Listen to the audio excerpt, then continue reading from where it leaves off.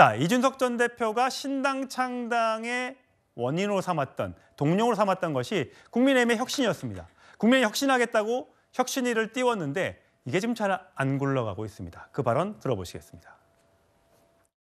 나이 40 먹어가지고 당대표를 지냈던 정치인한테 준석이라고 당 행사 가서 지칭한다는 것 자체가 어디서 배워먹은 건지 모르겠고, 그러니까 소위 이제 젊은 사람들이 이런 걸 패드립이라 그러는데 패드립이 혁신이냐. 어른들이 잘못 가르치면 아이들이 잘못하는 뜻으로 얘기했는데 그 이준석 부모님을 끌어들인 건 정식 사과합니다. 일체 선출직 출마를 포기하겠습니다.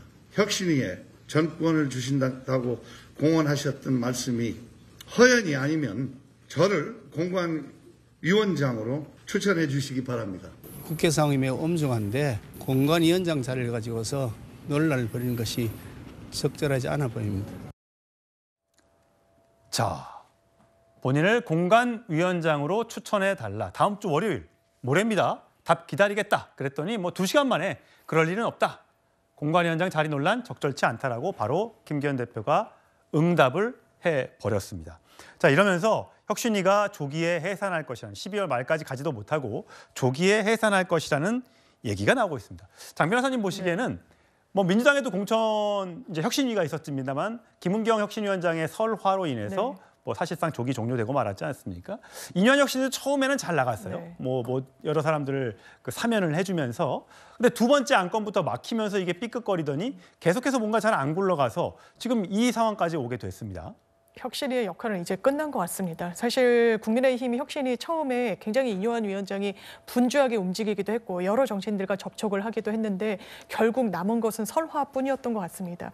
사실 본인이 이 혁신을 강제하기 위해서 굉장한 묘수가 있다는 취지로 이날 아침 인터뷰에서도 언급을 하시더라고요. 그것이 뚜껑을 열어봤더니 본인의 불출마였습니다. 본인의 불출마가 국민들께 감동을 드리지 않습니다. 본인은 정치인도 아니고요.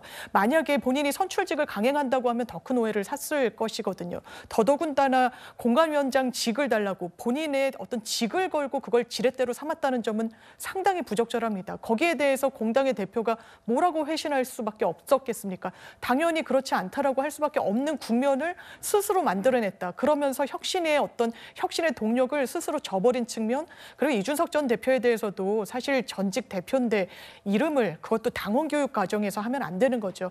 정말 아쉽게도 처음에 기대감을 스스로 저버렸다는 점에서는 상당히 안타깝게 생각합니다. 예, 서 변호사님, 공관위원장이 달라고 했으면 공관위원장도 보통은 정치가 경력이 많고 또 보면 뭐 대통령이나 여당 대표 친한 사람들이 하기 때문에 쉽지 않을 걸로 보이는데 왜 이런 발언을 했을까요?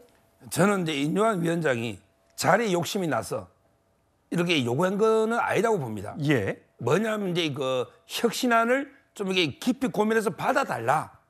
이런 게 전략적 반응으로 위원장 자리를 이야기한 거지. 예. 본인이 욕심낼 이유가 없잖아요. 저는 김기현 대표가 2시간 만에 거절한 게 잘못됐다 봐요. 정말 김기현 대표가 이제 고민을 해봐야 됩니다. 본인이 한 손에 당권과 대표직, 공천권, 그다음에 다른 한 손에 울산에 5선 배지 2개 다 가질 수는 없어요. 하나는 포기해야 됩니다. 저는 울산에 불출마하시고 그러면 이게 김기현 체제 갈 수 있거든요. 이러면 이게 둘 다 살아요. 근데 그게 아니고 욕심 부리면 인요한 혁신위가 조기 해체되면 김기현 지도부도 무너집니다. 그럼 이게 비대위로 갈 수밖에 없어요. 저는 월요일 날 최고위에서 진짜 심각하게 고민해봐야 된다. 이 말씀 드리고 예. 조금 전에 우리 장 변호사님이 이준석 대표 이야기했는데 아니 인요한 위원장이 한국의 그 아랫목 가정교육 이야기하다가 물론 부모까지 언급한 거는 저는 실수라 봐요. 잘못됐다 봐요. 예. 근데 인요한 위원장님이 정말 깨끗하게 사과했잖아요. 이런 모습 국회 우리 처음 봅니다. 우리 정치권 인사들 잘못하고 사과하는 모습 봤습니까? 예. 그러면 이게 받아줘야지. 이 이준석 대표가 어디서 배워먹은 건지 모르겠고 이게 뭡니까? 예. 어디서 배워먹은 인요한 위원장의 연세가 어떻게 됩니까? 예. 이게 바로 이준석 대표의 문제입니다. 예. 이 당내에서는요, 이 인요한 혁신위의 안건에 대해서 많은 공감대가 있고 필요성에 대해서 언급을 많이 합니다. 다만 아쉬운 건 시점입니다. 시점이 너무 빨라요. 그런데다가 지금 국회 상황이 어떻습니까? 탄핵안, 특검, 야당이 마구 밀어붙이고 있습니다. 예. 이 상황에서 어떤 자리를 논하는 듯한 이 혁신위원장의 발언에 당대표가 어떻게 그렇게 하자고 답변을 할 수가 있을까요? 여당은요, 집권 여당은 민생을 책임지고 특히 예산안을 통과시켜야 되는 책무가 있습니다. 이런 엄중한 상황에서 어떻게 공관위원장 자리를 논할 수가 있겠습니까? 그런 점도 충분히 감안하셔야 된다고 생각합니다. 예.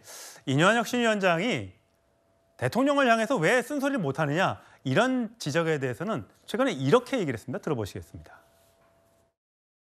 우리가 받은 자합이 예. 대통령실의 무슨 혁신이 아닙니다. 당의 혁신입니다.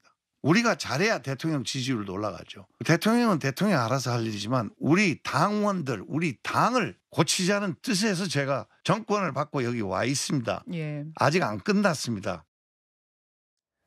네, 환자는 서울에 있다라고 주장했던 이준석 전 대표. 대통령실은 혁신의 대상이 아니고 당을 개선하면 대통령 지지율도 올라갈 것이라고 주장하고 있는 이뇨한 혁신위원장.